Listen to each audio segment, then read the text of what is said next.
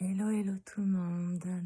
Aujourd'hui, pour la to-do list, entre guillemets, je fais une petite vidéo un peu particulière. Donc on est le 14 février et en fait je vais pas faire de to-do list. Voilà. Moi, il y a une chose qu'on m'apprenait quand j'étais enfant, c'est que y a certaines choses dans la vie qui se font pas. Et notamment quand il y a des disputes entre familles, quelle qu'en soit l'importance, les disputes doivent rester en famille. Nous avons tous été adolescents et si on accepte de prendre du recul, je pense que en tant qu'adultes, aujourd'hui, nous sommes tous capables d'admettre les torts que nous avons pu avoir en tant qu'adolescents. Nous sommes tous capables d'admettre que oui, il y a eu des moments dans notre adolescence où nous avons été pénibles, où nous avons été arrogants, insolents, où nous avons voulu nous prendre pour plus grands que ce que nous n'étions pas. Et nous avons tous poussé en effet à bout nos parents au point où ils ont craqué, où ils nous ont donné une gifle ou la fessée de temps en temps, une fois tous les 6 mois, tous les ans, ou encore une fois tous les 2 ans. Et dans ces cas-là, à notre époque, est-ce qu'on allait voir la justice pour une fessée tous les 2 ans? Non. Par conséquent, aujourd'hui, je ne fais pas de to-do list, mais je vous pose une question. À vous tous qui me regardez, qui m'écoutez, qui me suivez ou qui me découvrez. J'ai merdé en tant que maman. J'ai eu, il y a un mois, un égarement émotionnel avec mon enfant, qui lui aussi en a eu un.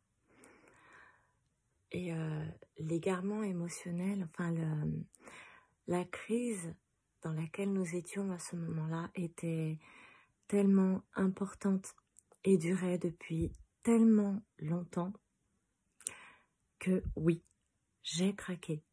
J'avoue. Oui, c'est vrai. Je l'admets. Et je me suis excusée, je vous rassure. Je me suis excusée 3 jours après. Mais c'était trop tard. Il y a certaines choses qui avaient déjà été faites.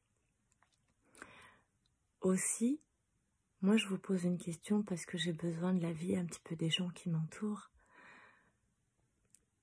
Quand on s'égare, émotionnellement parlant, face à un enfant qui lui aussi s'égare, un adolescent de 13 ans.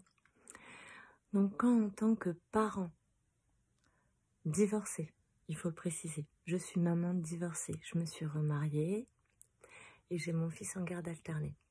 Mais quand en tant que parent, on s'égare face à un adolescent qui lui aussi s'égare et qu'on lui donne la fessée, quelque chose qui arrive tous les 2 ans, est-ce qu'il est réellement nécessaire de faire appel à la justice pour ça?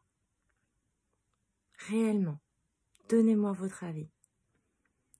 Vous êtes parent ou vous êtes adolescent, je ne sais pas qui vous êtes, vous qui me regardez, pour une fessée reçue tous les 2 ans, est-ce qu'il est réellement nécessaire de faire appel à la justice? Donnez-moi votre avis, s'il vous plaît.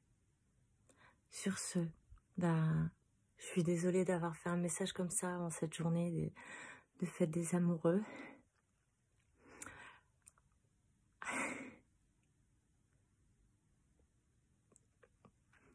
En ce qui me concerne, heureusement que j'ai mon mari.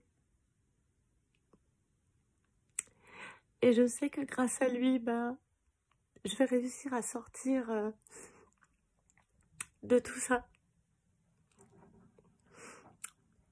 Voilà. Et je sais que moi aussi, je vais réussir à passer une soirée à peu près correcte. Et voilà, quoi qu'il en soit, n'hésitez pas à me donner votre avis. Pour une fessée que l'on donne en tant que parent tous les 2 ans, parce qu'on est dans un égarement émotionnel, et le parent et l'adolescent, est-il réellement nécessaire de faire appel à la justice? Est-ce qu'il ne serait pas utile et important à un moment donné de laisser les choses se faire en famille et accepter de parler? Voilà. Est-ce qu'il ne serait pas plus important que l'adolescent accepte de parler à son parent? Est-ce qu'il ne serait pas nécessaire que l'autre parent, qui du coup a récupéré le gosse, accepte de parler plutôt que de faire appel aux flics et aux avocats? Voilà. Bonne journée à tous.